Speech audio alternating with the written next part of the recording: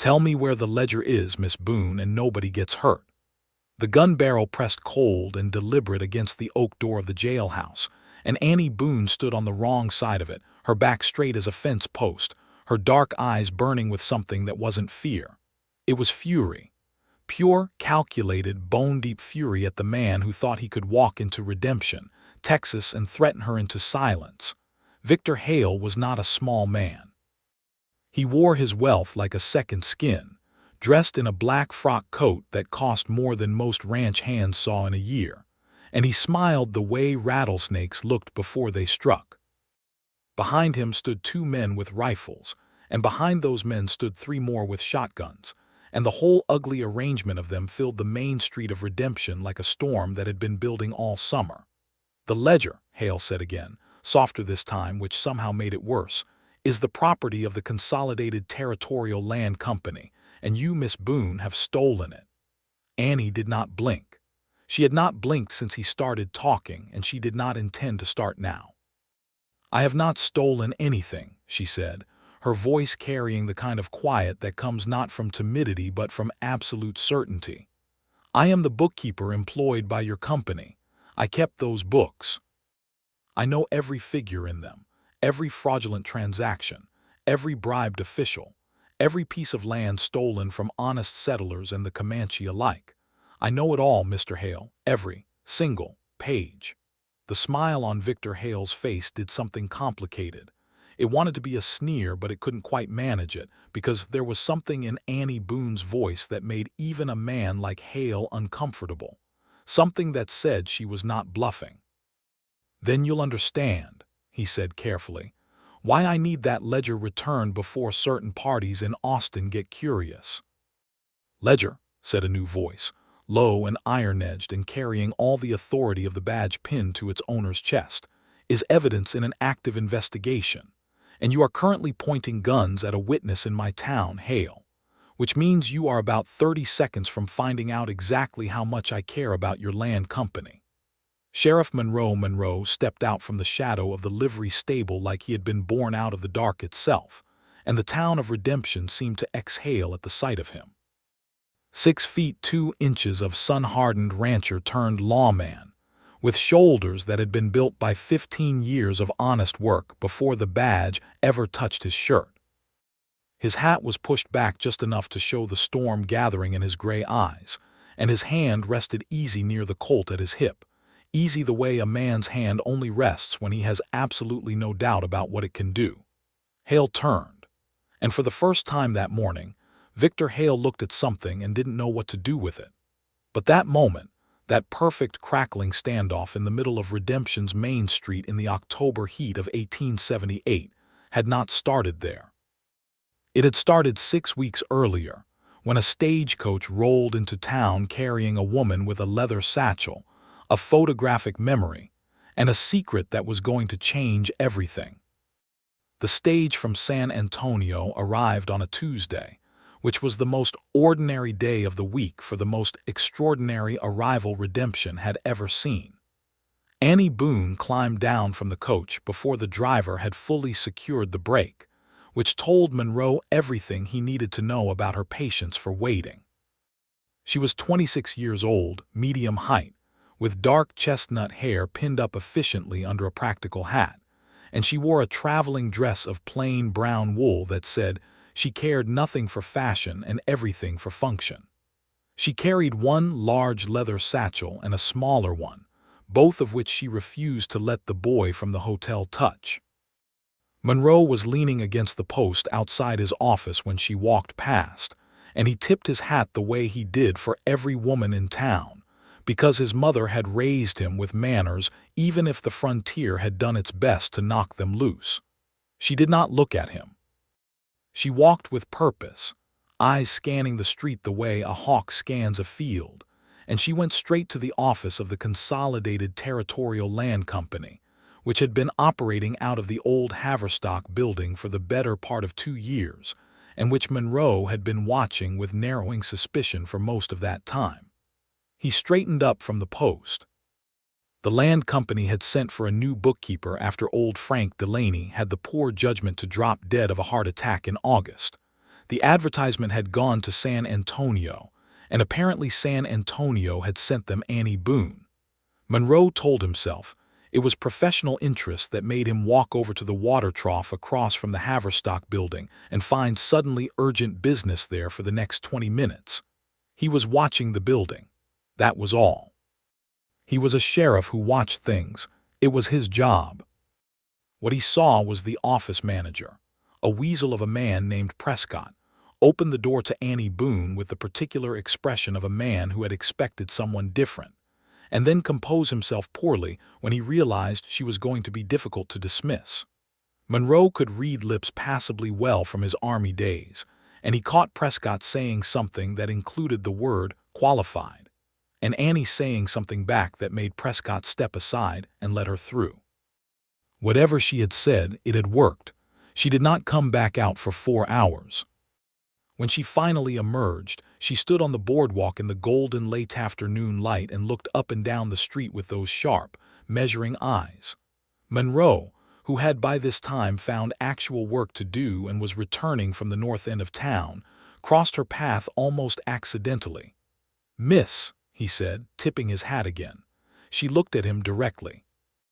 Most people in Redemption had a complicated relationship with eye contact where the sheriff was concerned, because Monroe Monroe had a way of looking at a person that felt uncomfortably like he could see through them. But Annie Boone met his gaze and held it, and the look she gave him in return was just as clear and just as penetrating, and he had the strange experience of feeling seen himself. "Sheriff," she said. She had noticed the badge. Of course she had. She noticed everything. "Just arrived?" he asked. "This morning," she confirmed. "Annie Boone, new bookkeeper for the land company." "Monroe Monroe," he said, and watched for the flicker of amusement that people almost always showed when they heard his name, but she only nodded, filing it away. "You have a boarding house in this town, Sheriff Monroe. Mrs. Calloway's 2 streets north. Tell her I sent you and she'll give you the room with the proper light for reading." Something shifted in her expression, brief as a cloud shadow. "And how do you know I read, Sheriff?" He glanced at her satchels. "Because both of those bags are heavy enough to hold books and you wouldn't let anyone else carry them." She looked at him for another moment, and he had the distinct impression she was recalibrating something.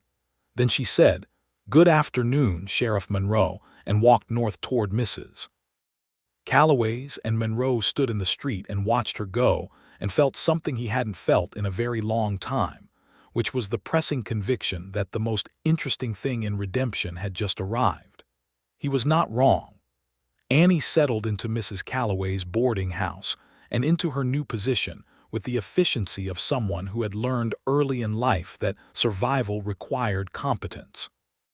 She was the daughter of a frontier accountant who had died when she was 12 and a schoolteacher mother who had died when she was 17, leaving Annie with a substantial education, a complete lack of family money, and the ability to manage numbers the way other people managed breathing. She had worked as a bookkeeper in San Antonio for 3 years, keeping the books for a trading company, and she was good at it, genuinely, exceptionally, almost frightening good. The thing about Annie Boone was not simply that she was skilled with numbers. Any capable accountant could be skilled with numbers. The thing about Annie was that she had what her father had called an architectural memory. She read a page of figures once, and it was hers. Not approximately hers, not mostly hers, but perfectly, permanently, completely hers. Every column, every subtotal, every tiny note in the margin. She could recall pages of numbers days or weeks later with the same clarity as the moment she first read them, and she could spot a discrepancy in a ledger the way another person might spot a crack in a wall, immediately and without effort. She had been hired because Prescott needed someone who could maintain the books. He had not considered the possibility of hiring someone who could also read them. Within her first week at the land company, Annie knew that something was wrong. The land company's publicly stated purpose was to facilitate the legal purchase and sale of parcels across 3 counties of West Texas, bringing investment and development to the frontier in the decade following the end of the major Comanche conflicts. This was a legitimate business, or it had been, or it was meant to appear to be. But the ledgers, which Annie absorbed with her characteristic thoroughness on her second day, told a different story. There were payments to county officials that were logged as survey fees, but occurred at intervals and in amounts that bore no relationship to actual survey work. There were land acquisitions at prices far below market value that were followed shortly by the displacement of the families who had been living on those parcels. There were transactions with a company called Consolidated Holdings that appeared to be the parent company, but whose ownership was deliberately obscured through a web of shell arrangements. And there were 3 separate sets of figures for 3 separate audiences, each of which told a partial truth, and none of which told a complete one. Annie recognized immediately that she was holding, in her head, evidence of systematic fraud against the settlers of 3 counties, financial crimes against the territory of Texas, and what appeared to be deliberate theft of land that had been guaranteed to Comanche families under the Medicine Lodge Treaty provisions, which were already being violated in more ways than she could count. She did not reach for the ledgers to remove them.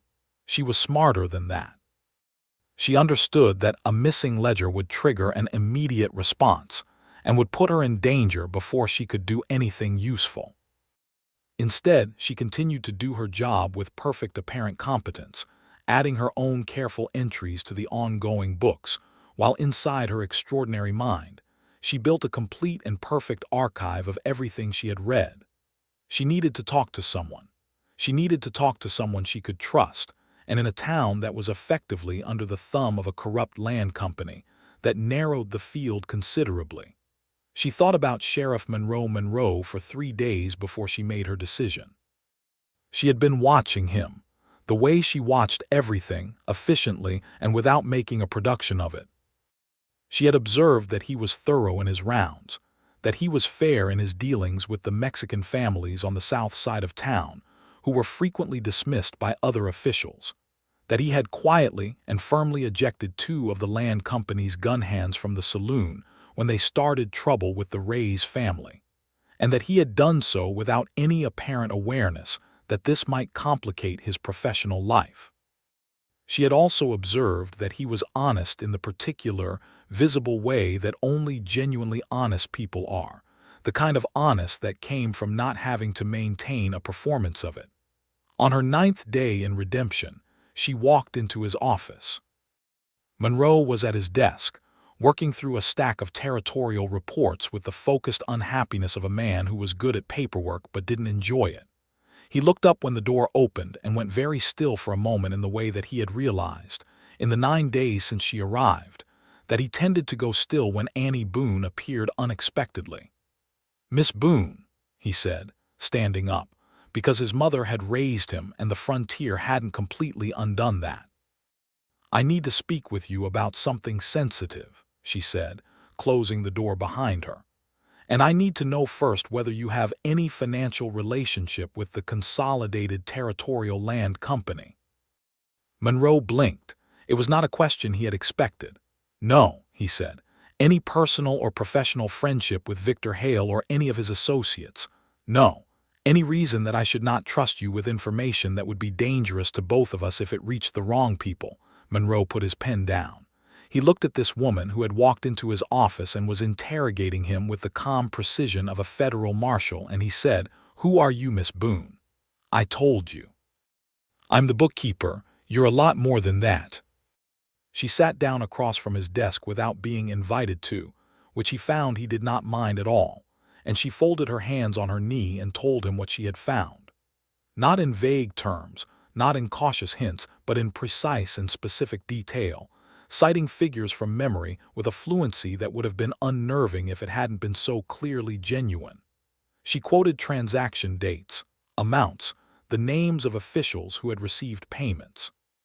She described the land parcel scheme in terms that laid out the entire mechanism with perfect clarity. Monroe sat very still throughout all of this, and when she finished, he said, "You memorized all of that?" "Yes. In 9 days. In 2 days. The rest of the time I've been verifying my conclusions." Monroe was quiet for a moment. He was not a man who made a habit of being shocked, but he was experiencing something adjacent to it, something closer to the sensation he'd had the first time he'd watched a skilled surgeon work.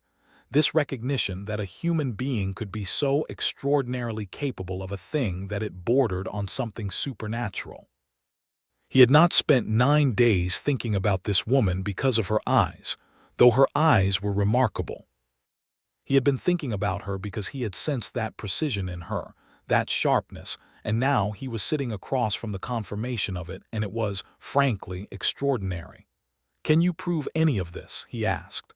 "I can reconstruct any page of those ledgers from memory, with enough accuracy that a court-appointed auditor would be able to verify them against the originals. I can do it right now if you'd like. What do you need from me?" "I need you to write to the federal marshal's office in Austin," she said. "I need you to do it quietly, and I need you to not let anyone from the land company know that you're doing it." "And what do you need to do with the actual ledgers?" "I need to get them out of that building before Hale realizes I've read them too carefully. Once he figures that out, the ledgers will disappear." She paused, "and possibly me with them." Monroe looked at her steadily. "Then we need to move carefully," he said. "Yes," she said. "We do." It was the first time she said "we" and included him in it, and Monroe noted it the way he noted most things, without making an outward show of it, while internally it registered with more weight than was probably warranted. He wrote to Austin that evening, using the direct code he maintained for communication with the federal marshal's office, a holdover from the early days of his appointment when territorial crime was a constant concern. He described what he had been told, enough to establish urgency without revealing the source, and asked for a discreet investigator to be sent within the month. He was not foolish enough to think they had a month. The next 2 weeks were a careful dance that strained every nerve Annie possessed. She continued to go to the office every morning and do her work with perfect apparent absorption, adding entries in her precise, elegant handwriting, organizing the books with an efficiency that Prescott found deeply satisfying, and Hale himself had commented on favorably during his one visit to the redemption office in that period. She smiled at the right moments and asked no unusual questions, and let them believe that she was exactly what she appeared to be, a competent, quiet, useful woman who cared about the accuracy of numbers and nothing else. In the evenings, she sat at the small desk in her room at Mrs. Calloway's and wrote out page after page of reconstructed ledger entries, building an alternate record of everything she had read, in her own hand but with a notation system she had developed for exactly this purpose. When these pages were complete, she did not keep them in her room. She brought them to Monroe. He had given her a key to the back of the jailhouse, which had a small storeroom that was secured with a lock of his own choosing, and which did not appear in the land company's interest in any form. In the evenings, she would bring him the pages and they would sit at his desk together, and she would walk him through the figures, explaining the mechanisms of the fraud in terms that built, piece by piece, into an inescapable architecture of criminality. Monroe was not a stupid man.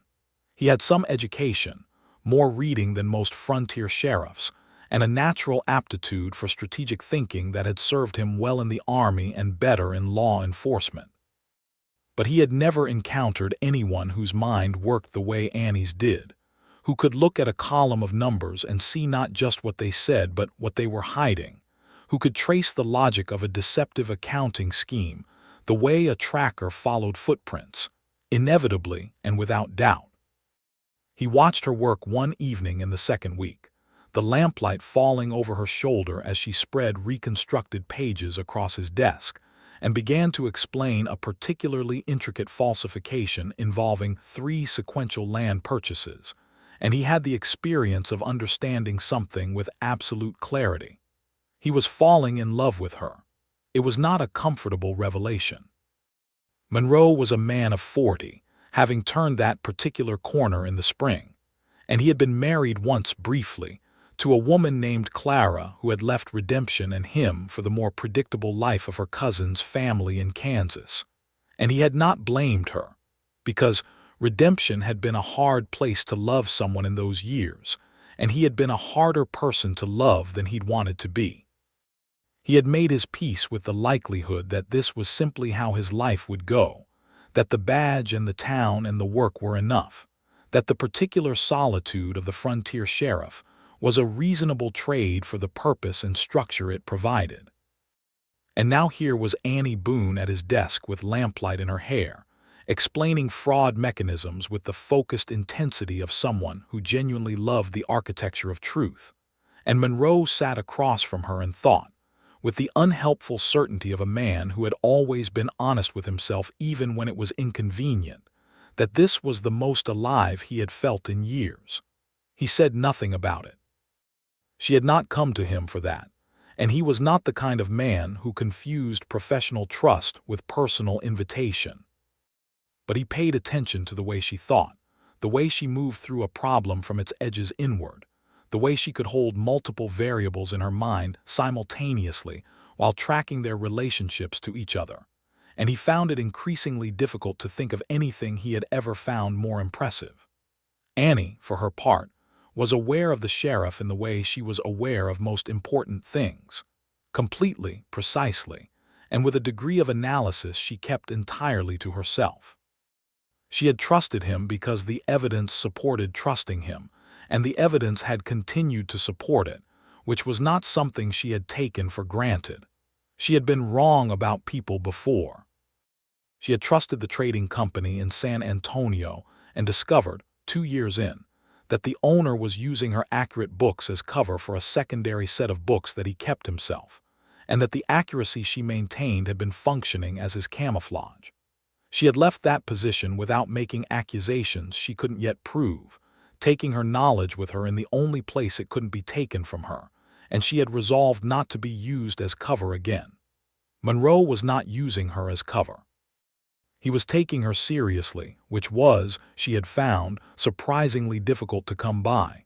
He asked intelligent questions.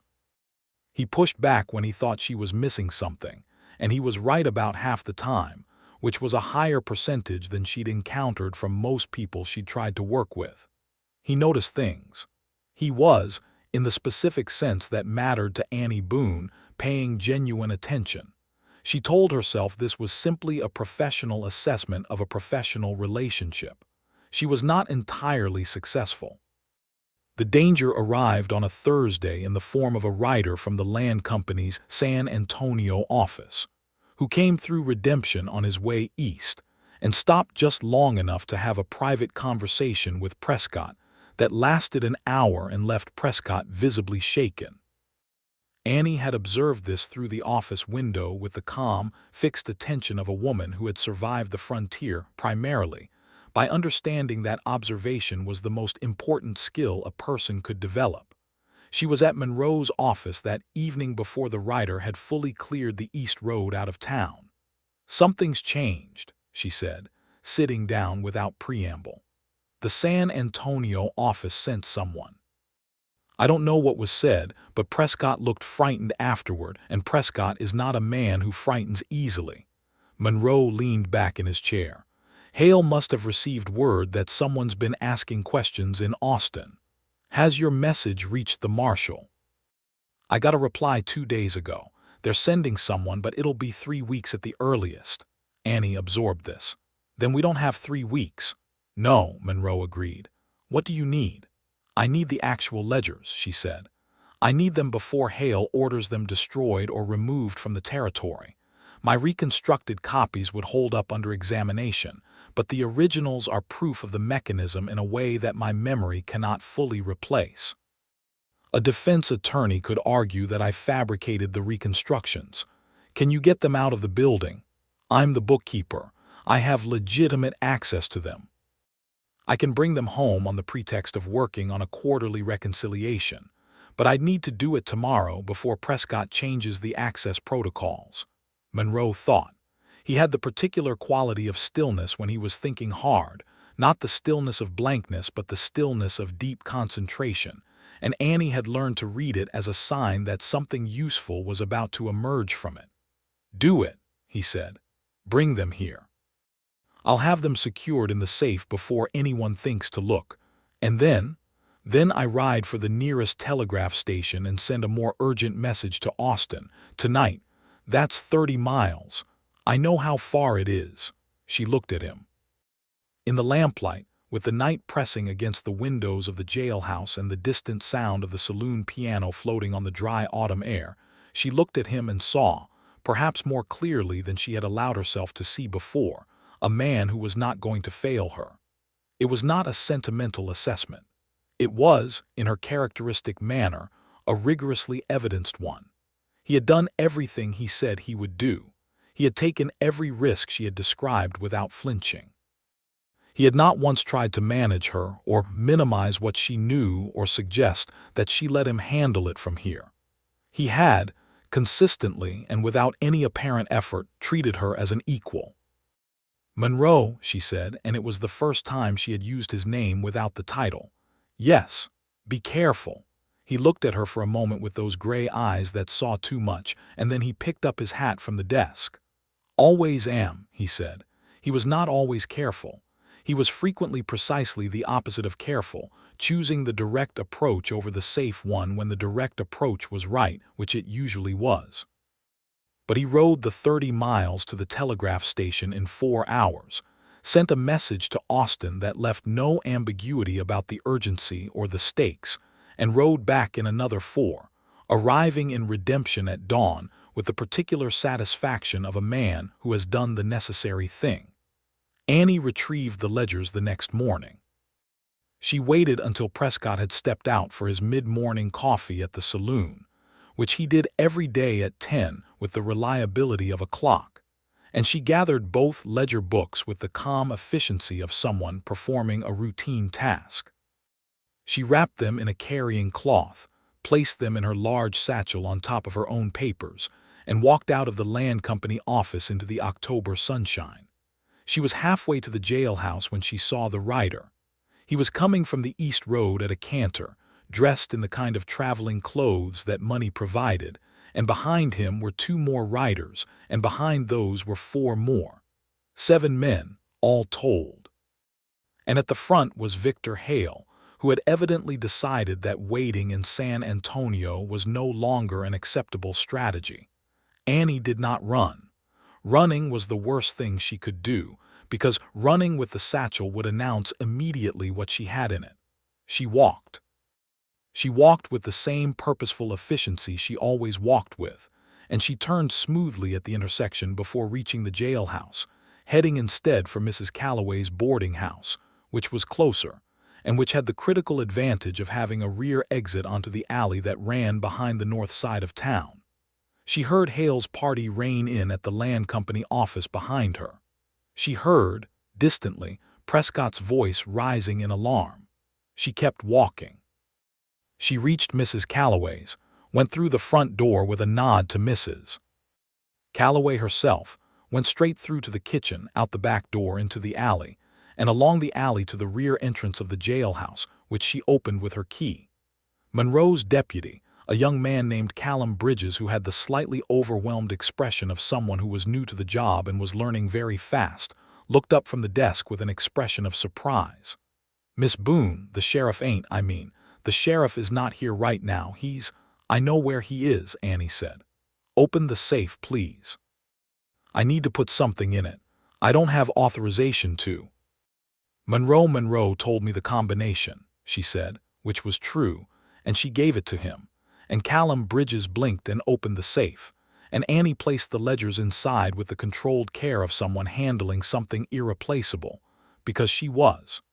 She was turning back from the safe when she heard the main door of the jailhouse open, and Victor Hale walked in with Prescott behind him, and 2 of his gun hands framing the doorway. And that was when the confrontation began that Monroe had stepped into from the shadow of the livery stable. Monroe's entrance changed the calculation in the room with immediate and visible effect. Hale's gun hands had been watching Annie, who was clearly not going to be physically intimidating, and they had not been watching the street. The sheriff appearing from the livery with his hand near his Colt and his voice carrying the absolute, unhurried authority of a man who owned this particular piece of ground and knew it shifted the entire arithmetic of force in the space of a heartbeat. "Victor Hale," Monroe said, stepping fully into the street. "You want to tell me what your men are doing pointing firearms in my town?" "This is a private business matter, Sheriff," Hale said, and his voice had recovered some of its polish. "The woman has taken property belonging to my company." "The woman has a name," Monroe said, "and I'm going to need you to tell your men to lower those rifles before this becomes a federal offense." "This is already a federal matter," Hale said, and something crossed his face that was not quite confident but was trying to be. "Miss Boone has stolen confidential business records." "Has she?" Monroe's eyes moved briefly to Annie, the fastest of assessments, and she gave him the smallest nod. He looked back at Hale. "Then you'll want to file a formal complaint, which I'm happy to receive in my office, after your men lower those rifles. Sheriff, I don't think you understand what you're—" "I understand exactly what I'm involved in," Monroe said, and now the easy quality was gone from his voice, replaced by something harder and more direct. "I understand that you have been operating a systematic fraud in my county for 2 years. I understand that you have bribed county officials and manipulated land records and displaced honest people from their homes. And I understand that I have been in correspondence with the federal marshal's office about exactly this matter for 2 weeks." The color left Victor Hale's face in a way that was almost remarkable to watch. "You have no proof of any of that," he said. Monroe looked at Annie. Annie opened her satchel, drew out the first of the carefully organized, reconstructed pages, and began to read from it. Not glancing at it, not referencing it, reading it the way a person reads something they are seeing for the first time, except that her recitation was perfect. Transaction dates, amounts, the names of officials, the coded descriptions of payments. She read from memory, using the pages only to show their format, her voice clear and steady in the October morning air, while Victor Hale stood in the street of Redemption and watched his hidden world unravel word by word. "That's enough," Hale said, and his voice had changed completely. The polish was gone. What was underneath it was uglier and more frightened. He looked at his gun hands, and Monroe watched that look, and his hand moved. "Don't," Monroe said.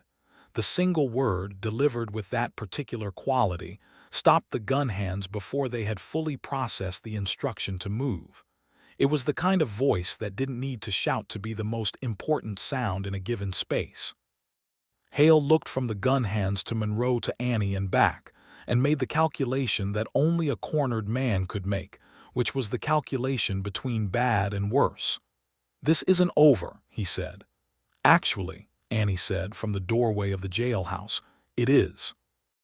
The original ledgers are in the sheriff's safe, and I have 37 pages of reconstructed entries in my own hand, and I have this." She reached into the smaller satchel and produced a folded paper. "A sworn statement, notarized in San Antonio before I left, describing exactly what I expected to find in these books based on preliminary information I had received. Written and sealed before I ever arrived in Redemption. Which means you cannot argue that I fabricated any of this after the fact." Monroe looked at her with an expression that was visible enough that Callum Bridges, watching from the jailhouse doorway, would later describe to his mother as the sheriff's face doing something he's probably not aware of. Annie had planned it before she arrived. She had come to Redemption already knowing something was wrong, had come with her own preliminary protection in place, had been 3 moves ahead of everyone in this town from the moment she stepped off the coach.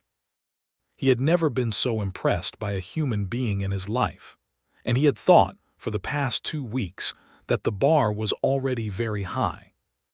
Hale was placed under arrest, along with his gun hands, with a dispatch that Monroe handled with professional efficiency, while internally he was still processing the notarized statement, and what it meant about the woman now standing in his jailhouse doorway watching him work. Prescott surrendered without any particular drama, having clearly made the rapid assessment that cooperation was his best remaining option. Two more of the gun hands who had been waiting on the East Road came in when one of Monroe's auxiliary deputies rode out to collect them. Within 2 hours, the Redemption jailhouse was considerably fuller than it had been since the bank robbery 3 years back, and Monroe was sitting at his desk writing a lengthy dispatch to Austin, while Annie sat across from him and organized her reconstructed pages into the precise order that would be most useful to a territorial prosecutor. They worked in silence for a while, and it was a comfortable silence, the specific kind of comfort that comes from having faced something dangerous together and come through it in better shape than expected. "The notarized statement," Monroe said, without looking up from his writing. "Yes. You had that ready before you came here." "Yes." "Which means you knew what you were walking into." "I had significant information suggesting what I might walk into," she said. "I had been contacted by a former land company employee in San Antonio who had been dismissed after asking too many questions about the books. He gave me enough to understand the broad mechanism, not the specifics. The specifics I found when I got here." Monroe put his pen down. He looked at her across the desk in the morning light, and he said the thing he had been thinking since the moment she produced that notarized paper from her satchel. "You put yourself in deliberate danger with preparation to build a case against them." "Yes." "You walked into that office knowing the kind of people you were dealing with." "I assessed that the risk was manageable if I moved carefully." "And you came to me," he said, "after 9 days, after you'd assessed that I was trustworthy." "Yes," she said. "That took courage," he said. "All of it. The preparation and the patience and the willingness to walk in there every morning and look Prescott in the face while you were doing this." Annie was quiet for a moment. She looked at her hands on the reconstructed pages, and then she looked at Monroe, and she said, with a candor that came from the same place as all of her other qualities, from the core of her that had decided long ago to be honest about the world as it was, "It was less courage and more the understanding that it was necessary. Someone needed to do it. I was in the position to do it. So." "Still took courage," he said. Something shifted in her expression. It was subtle, and a less careful observer would have missed it. But Monroe had been paying attention to this woman for 9 days of professional collaboration, and rather more days of inadvertent personal interest, and he saw it. A small softening, a brief dropping of the guard that she maintained so efficiently. "You have the same quality," she said. "The willingness to do what's necessary. I observed that before I decided to trust you." "Glad I made the cut," he said. "You were the only candidate who did," she said. And then, as if aware that this had been a more personal exchange than she generally permitted herself, she looked back down at her pages and straightened the stack. Monroe picked up his pen and went back to his dispatch, and if he was smiling in a way that the morning light showed more clearly than he probably intended, there was no one in the room who was going to say anything about it. The federal investigator arrived from Austin 12 days later. He was a compact, efficient man named Whitmore, who had the look of someone who had spent a great deal of time reading documents in poor light, and he arrived with a deputy and a court order, and the immediate, total professional focus of a man who understood exactly what he'd been handed. What he'd been handed, as it turned out, was a case that was going to set records. The ledgers were authenticated within a day of Whitmore's arrival.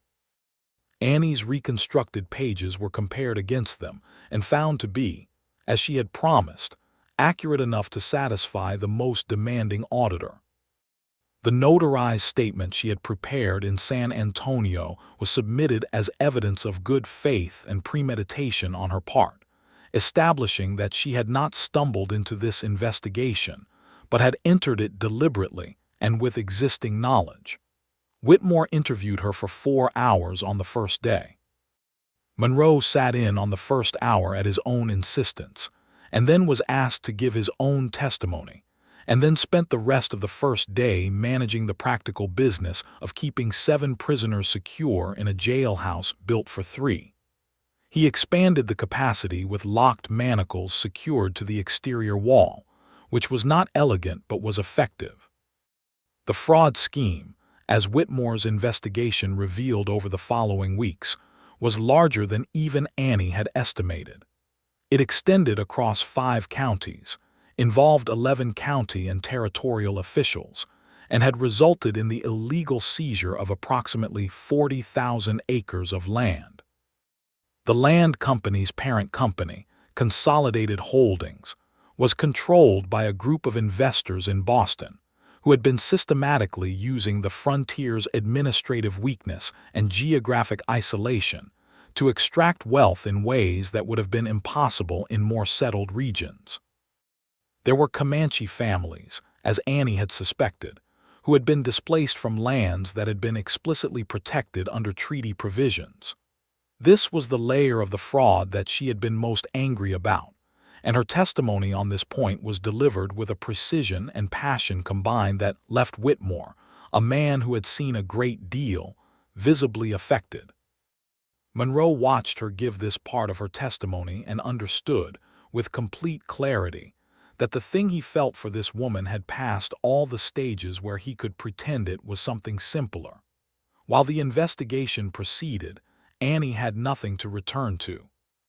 She was no longer the land company's bookkeeper, since the land company was in the process of being dissolved by federal order.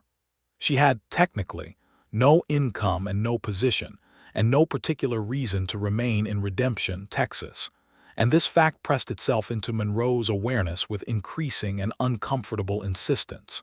He found reasons to see her.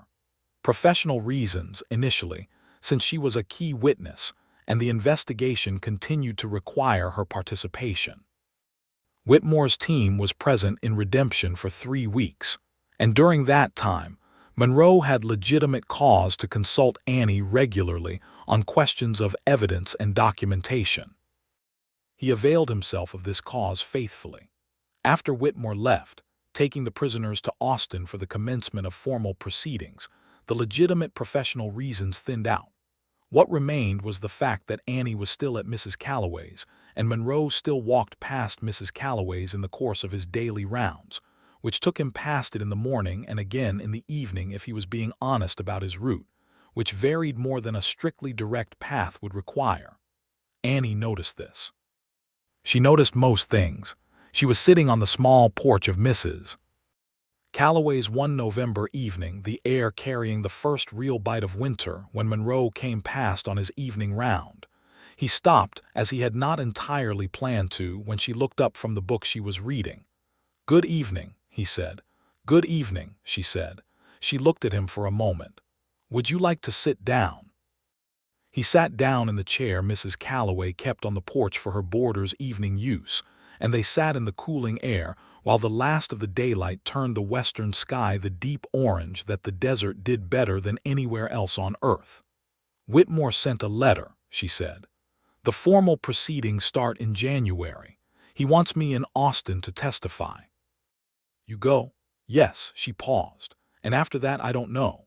Monroe looked at the sky. He was not a man who was comfortable with uncertainty, and he was not a man who waited for things he wanted when he had the option of doing something about them.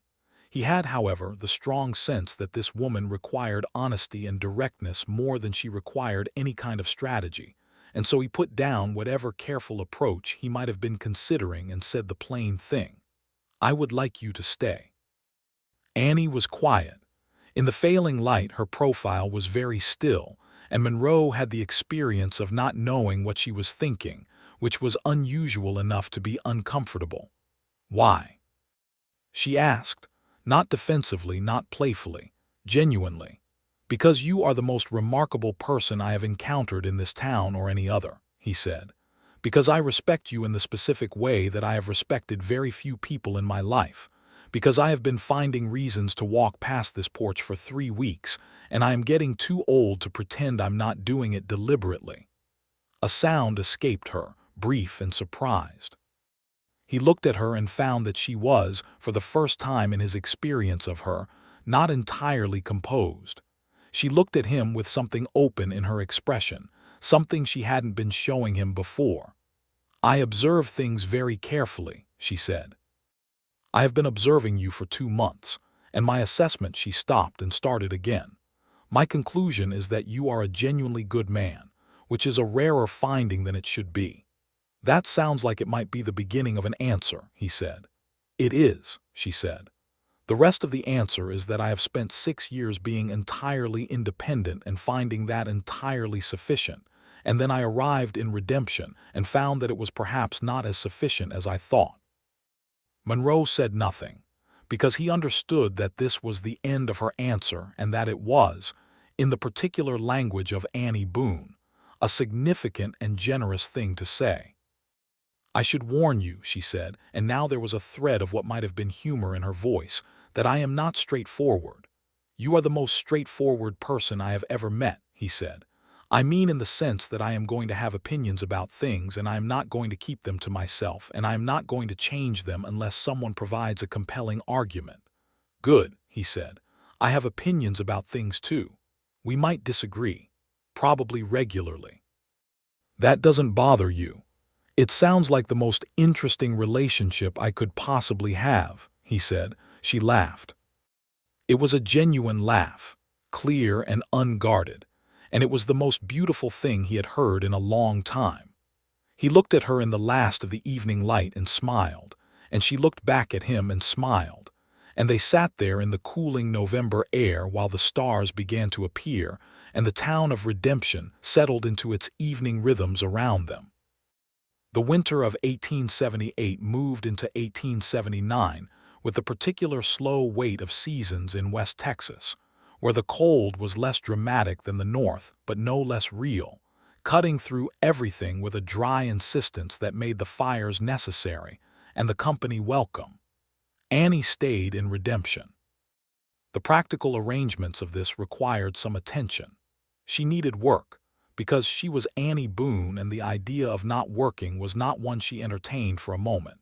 And Redemption needed someone who could manage its various financial records, because the town's previous arrangements in this area had been, she discovered on examination, quite thoroughly inadequate. She went to the town council and proposed, with characteristic directness, that she be engaged as the official bookkeeper for the municipality of Redemption at a fixed salary, noting that she had reviewed the available records and could identify, without much effort, 3 areas of immediate financial exposure that would cost the town significantly more than her salary if left unaddressed. The council, all 5 of them men of middle age who had the good judgment to recognize competence when it was presented clearly, agreed. She set up her office in the old land company building, which had been seized by the territory and subsequently assigned to civic use, and she applied herself to the business of Redemption's finances with the same thorough absorption she brought to everything. She reorganized the tax collection records, renegotiated the town's arrangement with the water company on terms substantially more favorable than the previous contract, identified a decade-old accounting error that had resulted in the town overpaying for its road maintenance contract, and wrote a report on the whole state of the municipal accounts that was clear, detailed, and devastating in its assessment of previous management. The town council read the report with expressions of deepening alarm and then approved her budget proposal without any of the usual debate. Monroe watched all of this with the complex pride of a man who respects someone entirely and also finds them magnificent to observe in action. Their courtship, which is what it was, though both of them might have been cautious about that word initially, proceeded with the same honest pragmatism that characterized everything they did. He came to her office in the evenings, sometimes with questions about town matters that were genuine and sometimes with questions that were a pretext, and she received him with the same directness she brought to everything, asking him what he actually wanted when the pretexts were too thin to maintain. He told her. She told him. It was, for 2 people who had both spent years alone, a remarkably uncomplicated process. He took her riding one Sunday in January, when the sky was clear and blue, and the cold had lifted enough to make the prairie beautiful instead of merely brutal.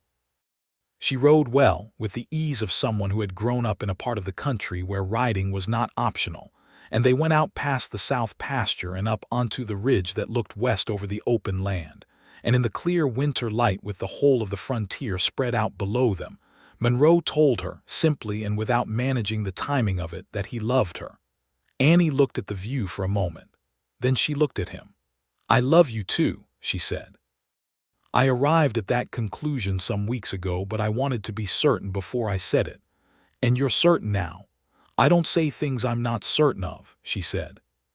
He kissed her, there on the ridge in the January light, and she kissed him back, and the horses stood patient and indifferent in the cold wind. And below them, the town of Redemption went about its ordinary business, entirely unaware that its sheriff and its bookkeeper had just settled the most important question of both their lives. The trial in Austin began in February and lasted 3 weeks. Annie's testimony occupied 2 full days of proceedings and was, by every account, the spine of the prosecution's case. She stood in the witness box and recited figures with the same calm exactitude she brought to everything. And when the defense attorney, a formidable man from Dallas named Cochrane who had successfully defended 2 previous fraud cases, attempted to cast doubt on the reliability of her memory, she offered to reproduce any page of the original ledgers from memory on the spot, while both sets of attorneys watched and the originals were checked against her recitation.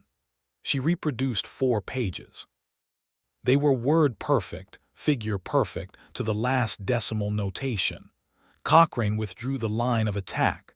The jury deliberated for 8 hours. Victor Hale was convicted on 12 counts. 11 county and territorial officials were convicted on various charges. The Boston investors were referred to federal court for proceedings that would take considerably longer but would, Whitmore assured them, result in similar outcomes. The displaced settlers received a commission to consider the restoration of their lands. The process for the Comanche families whose treaty protections had been violated was slower and more complicated, because the mechanisms for addressing those violations were themselves inadequate. But Annie had written a precise and detailed brief on the specific violations, which she submitted to the Federal Indian Commission with the same thoroughness she brought to everything, and which resulted, some months later, in a formal review of the treaty provisions in question. She did not expect the review to fix everything. She was realistic about the scale of the injustice, but she had done what she could do with the tools she had, and she had done it completely. Monroe was present for the verdict. He sat in the gallery and watched Annie stand at the prosecution's table as the verdict was read, and he watched her face as 12 counts came back in the affirmative, and he saw her close her eyes briefly, just briefly, the first concession to feeling she had allowed herself in the public setting of the courtroom. When she opened them, she found his in the gallery, and something passed between them that needed no translation. They returned to Redemption on the stage from Austin in the first days of March, when the air was beginning to carry the first suggestion of spring, and the prairie along the route was starting its slow greening from brown. They sat together in the coach, opposite an elderly rancher from Careville and his wife who were returning from visiting family, and the rancher's wife, who had the comfortable directness of a woman who had spent 50 years saying what she thought, looked at Monroe and Annie and said, "You two married?" "Not yet," Monroe said. Annie looked at him with an expression that contained, if he was reading it correctly, and he generally was at this point, an interesting quantity of information. The rancher's wife nodded as if this confirmed something she had already known and said, "Well, get on with it," and returned to looking out the window with the satisfied air of someone who had done a necessary thing. Monroe and Annie looked at each other in the swaying coach, and Annie said, "She's not wrong." "No," Monroe agreed, "she's not." He proposed formally that evening in Annie's office, where he had found her on their return already checking the accounts she had left in Callum Bridges's care while she was gone, because she was Annie, and she could not walk past a set of books without wanting to verify their state. He waited until she had satisfied herself that Callum had maintained things adequately, which took approximately 20 minutes and involved more pencil marks than he had expected, and then he said, "Annie." She looked up. "Will you marry me?" She put the pencil down with the deliberate care she gave to all objects. She stood up from the desk. She crossed the space between them, which was about 6 feet of old wooden floorboard, and she put both hands on either side of his face, and she looked at him with those dark, clear, perfectly honest eyes, and she said, "Yes." He kissed her with considerably more thoroughness than was strictly necessary for a confirmation of a proposal, and she responded in kind, and it was some time before either of them gave any further thought to the accounts. They married in April, in the Redemption Church, which was a small building of white-painted wood that had been built with more optimism than carpentry skill, but which was solid enough and which looked beautiful with spring flowers in every window. Mrs. Calloway attended and cried with the straightforward emotion of a woman who had watched a particular story developing from close range. Callum Bridges served as Monroe's witness. Whitmore, who had developed a genuine affection for both of them over the course of the investigation, made the journey from Austin and sat in the front pew, and wore an expression of professional dignity that broke into an undignified smile when Annie turned from the altar and took Monroe's arm. The justice of the peace who married them was a man named Aldridge, whose own opinion of love after 30 years of performing marriages in frontier conditions was that it was one of the few things that improved with time if properly cared for, and who told them so in the course of a service that managed to be both brief and genuine. Redemption's main street was festooned with bunting, and the saloon laid on a reception that the whole town attended, which was a significant portion of the county, since word had traveled as it does in small places. And Monroe and Annie stood at the center of it all and received congratulations from people they knew well, and people they barely knew, and one man Monroe had arrested twice who showed up anyway, because he felt that the occasion warranted it. Annie danced, which surprised Monroe slightly because she had not struck him as a dancing person, and she did it with the same competent absorption she brought to everything, learning the patterns quickly and executing them with a precise elegance that was, in the specific way of things she did, beautiful to watch. Monroe was a decent dancer, having been taught by a woman in the army whose name he'd never quite caught, who had insisted that there was no excuse for a man not to be able to dance, and he was good enough to match her, and they danced 3 dances together while the fiddle player from the saloon played his best work of the year, and the people of Redemption watched with the particular pleasure of a community that had seen something hard become something good. They rode out to Monroe's ranch that night, which was 5 miles south of town, and which Annie had visited twice in the course of the winter, and had formed a thorough opinion of. It was a solid ranch, well-maintained, with a good house that needed more bookshelves, which Monroe had already identified and begun to address. They arrived in the spring dark with the stars enormous overhead and the horses tired and content, and the ranch house waiting with lamps that Monroe's ranch hand had lit against their return. They stood on the porch for a moment, looking out over the dark land, and Annie said, "This is a good place." "It's better now," Monroe said. She leaned against him, which was a gesture of such unstudied ease that it told him, more than words would have, how far she had come from the careful distance she'd maintained when she first arrived. He put his arm around her, and they stood there in the warm spring night and listened to the prairie settle into its nighttime quiet. Summer came on fast and hard, the way it did in West Texas, turning the green to gold and the gold to dry brown, and filling every afternoon with the flat, brilliant heat that flattened thought and slowed movement.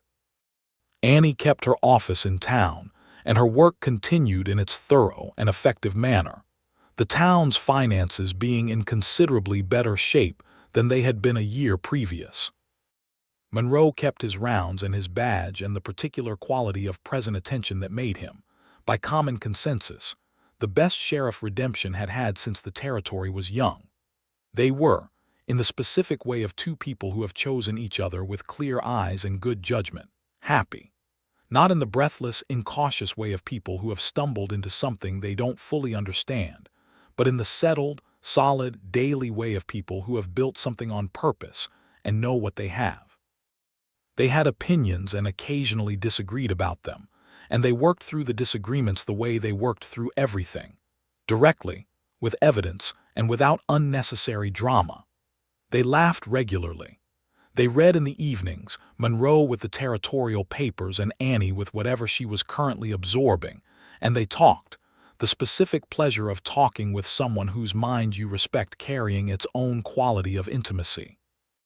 In the autumn of 1879, the land that had been stolen from the settlers and the Comanche families began the complex legal process of attempted restoration. Not all of it would be restored. The mechanisms of justice in the territory were slow and partial and frequently inadequate, and Annie knew this and documented it with the same precision she brought to everything, building a record of what had been attempted and what had been achieved and what remained unaddressed, so that at least the accounting would be accurate even when the outcomes were not. She was told in October by the midwife who served the area around Redemption, a woman of Mexican descent named Señora Vega, who had delivered half the children in 3 counties, that the particular pattern of symptoms she had described was consistent with a pregnancy of approximately 3 months. Annie sat with this information for a full day before she told Monroe. This was not out of doubt about whether to tell him, but because she needed to process the full meaning of it herself first, to absorb it with the same thoroughness she brought to any significant new information. She turned it over and examined it from every direction. She looked at what it meant and what it would require and what it would change, and she looked at all of this with the honest, clear-eyed assessment she brought to the world as it was. What she found at the end of the day's examination was that she was profoundly glad. She told Monroe that evening, sitting across from him at the table after supper, with the same directness she brought to everything important. He was quiet for a moment. Then he came around the table and lifted her out of her chair with the careful, overwhelming tenderness of a large man who is afraid of his own strength in this particular circumstance, and held her against him, and said nothing for a while because nothing needed to be said. Their son was born in April of 1880, 1 year and 21 days after their wedding. He arrived in the spring exactly as his parents had, on a morning when the prairie was greening, and the air had that particular quality of new warmth. And Monroe was present the whole time, because he had told Señora Vega that he was not going to be anywhere else. And Señora Vega had assessed him, and decided he was one of the rare men who could be trusted to be present without complicating things. They named him James Thomas Monroe, James for Monroe's father and Thomas for Annie's. He had Annie's eyes, sharp and dark and already somehow, watching everything, and Monroe's broad, solid build even in infancy. He was, by every independent assessment, a remarkable baby, though his parents could not be entirely objective on this point. Callum Bridges, who had by this point acquired enough competence to serve as a genuine deputy and was widely expected to be a fine sheriff himself one day, stood in the doorway of the Monroe house and looked at the baby with the awe of a young man encountering the physical evidence that the world is always producing new things. "He's very small," Callum said. "He will not always be small," Monroe said. "No," Callum agreed. "I suppose not, Mrs. Calloway, who had been alerted to the birth by the General Information Network of Redemption, which was highly efficient, arrived within an hour with food enough for a week, and the satisfied expression of a woman who had watched a love story from its beginning and had known all along how it would end. She held the baby with the practiced ease of someone who had held a great many, and she told Annie she had done beautifully, and Annie, who was extraordinarily tired and more moved than she generally permitted herself to be in company, squeezed Mrs. Calloway's hand and said with genuine feeling, "Thank you for everything." Victor Hale received a sentence of 15 years at the Territorial Prison in Austin.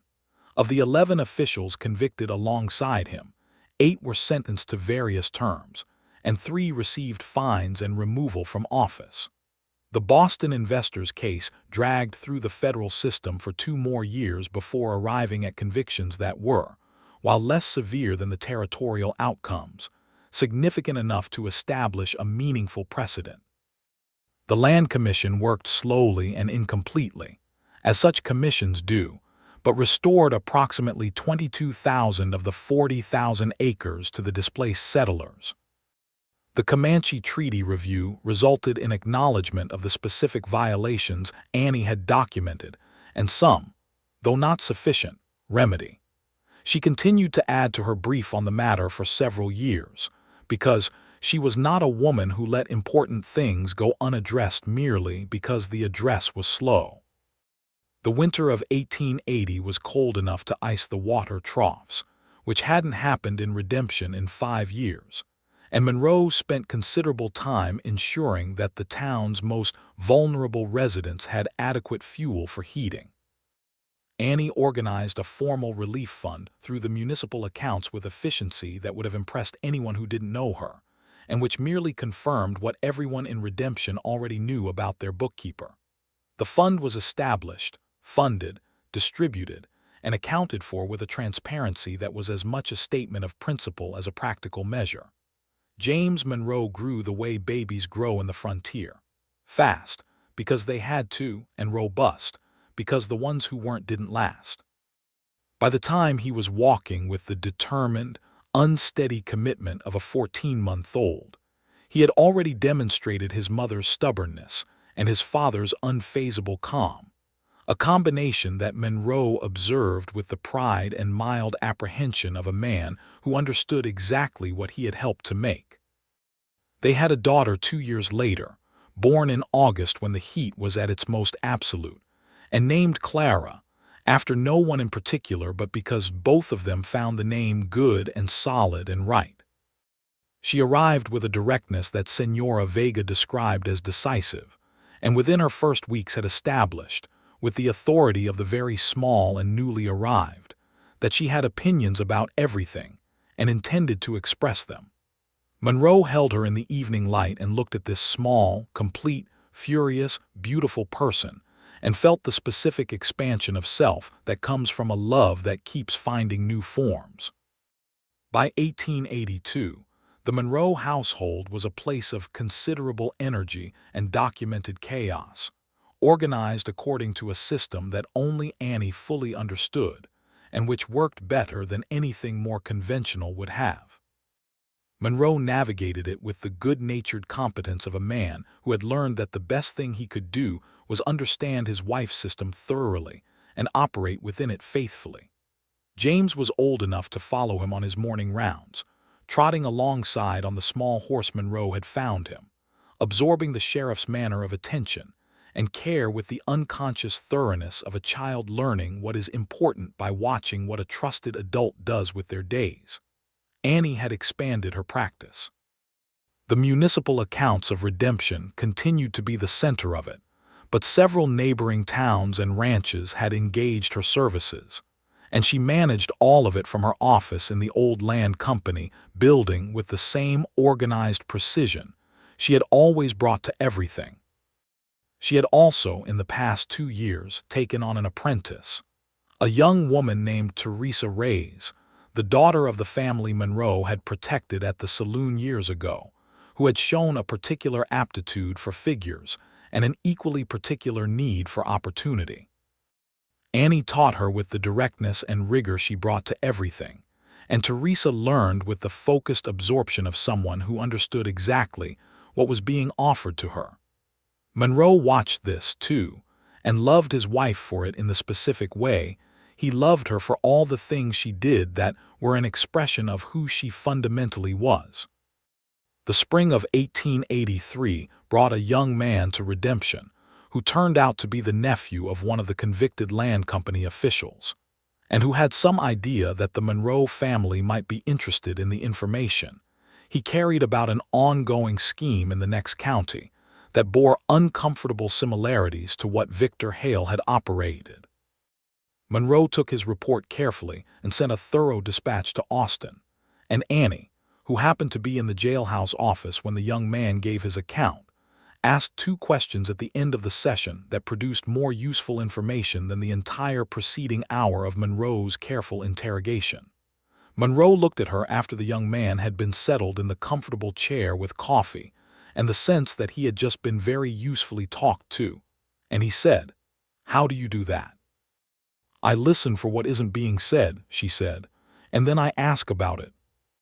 He shook his head, not in frustration but in the familiar wonder he had felt at various intervals since that first morning in his office, that persistent, settling amazement that this woman was in his life.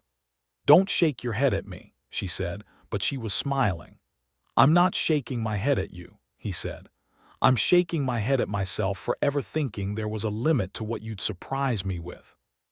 She met his eyes across the desk, and in the afternoon light of the jailhouse office, with the coffee cooling and a new case beginning, and the children at home with Mrs.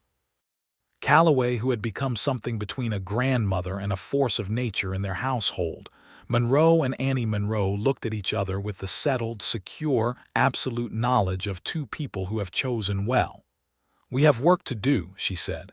"We do," he agreed. She opened her notebook. He picked up his pen.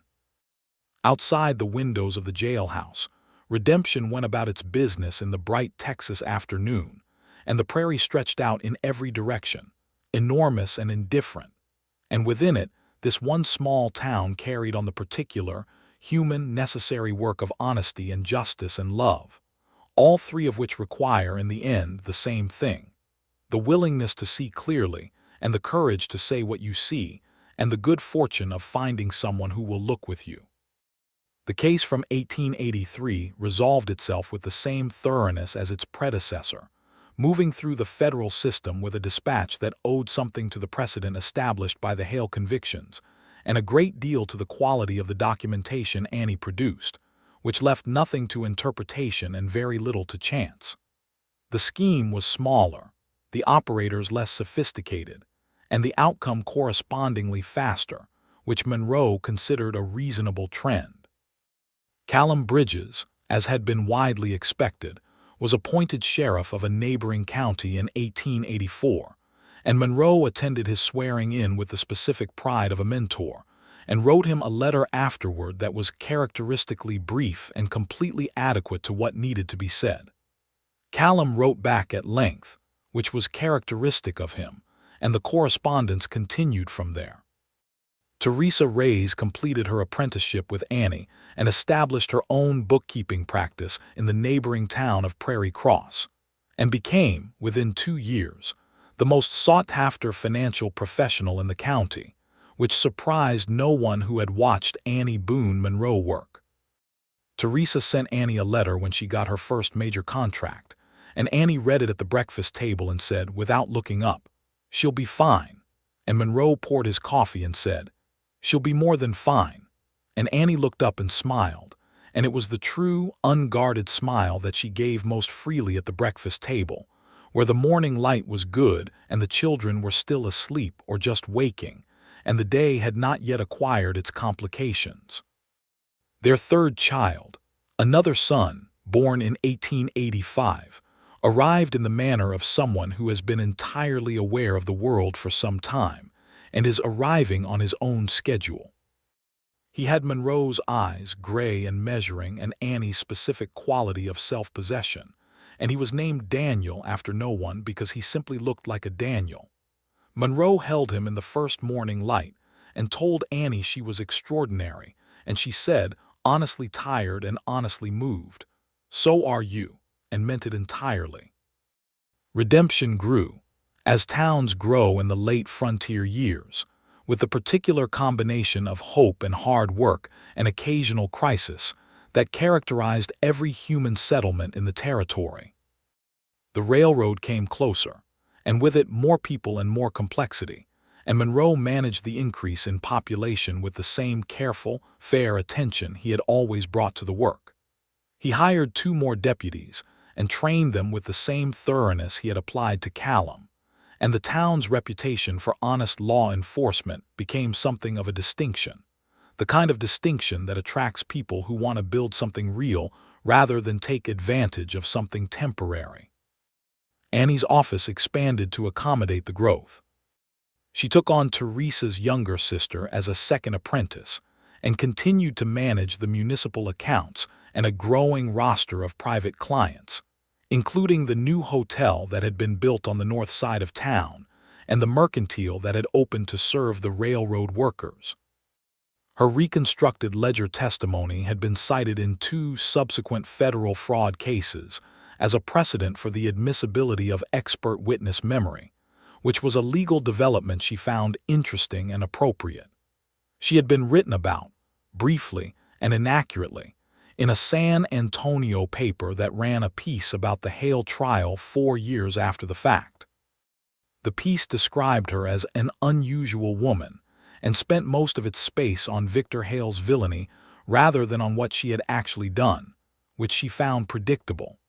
She wrote a letter to the paper's editor pointing out the specific inaccuracies, which was published in full, possibly because it was so precisely argued that not publishing it would have been embarrassing. Monroe read the published letter at his desk and laughed in the way he did when Annie was particularly herself, full and genuine and without reservation. On a Sunday in October 1886, the anniversary of the year she had arrived in Redemption, Annie and Monroe rode out to the ridge south of town, where the view opened up over the western land. They had done this on various occasions over the years, sometimes with the children and sometimes alone, and the ridge had acquired, in the way that places acquire significance, the quality of being theirs in a specific and cherished way. They sat their horses at the top and looked out at the country in the afternoon light, which turned everything the deep gold of late October and made the distance look like something from a painting, too beautiful to be entirely real. 8 years, Monroe said. 8 years, Annie confirmed. He looked at her in the gold light and she looked back at him, and she was 34 years old and he was 48, and neither of them were what you would call young anymore, and neither of them were what you would call anything other than exactly who they were, which was, in both cases, someone whose life had been genuinely and irreversibly changed by the fact of the other. "Any regrets?" he asked. It was a question he asked occasionally, not from anxiety but because he believed in honest accounting even for the most important ledgers. She considered it with the seriousness she gave everything. "No," she said. "You." "Not one," he said. She reached across the space between their horses and took his hand, and he held hers, and they sat there on the ridge in the October light while the town of Redemption lay below them and the children waited at home, and the prairie stretched out to the horizon in every direction, patient and enormous and carrying, as it always had, all the stories of the people who had lived on it and loved each other within its particular, unforgiving, beautiful expanse. "We should get back," she said. "Daniel will need feeding before dark." "In a moment," he said. She allowed the moment. She was better at moments than she had once been. He had helped her learn them, the specific value of the pause, the way that stopping to feel something completely is not inefficiency, but its own kind of rigorous attention. They rode back down into Redemption as the sun touched the western hills and the town lit its lamps one by one, the warm light spreading from window to window like a slow fire, like proof that people had chosen to be here in this place in this life, and intended to stay. Monroe Monroe and Annie Boone Monroe rode home through the gathering dusk of the Texas evening, through the town they had helped to make honest, past the jailhouse where the ledgers were long since archived in Austin, and the accounts were clean and the law was fair, toward the house where their children would be waiting, and their life would be exactly, precisely, completely as it was, which was the best version of things that 2 people who had looked at the world with clear eyes and found each other in it had any right to hope for. And that was, by every honest account, entirely and perfectly enough.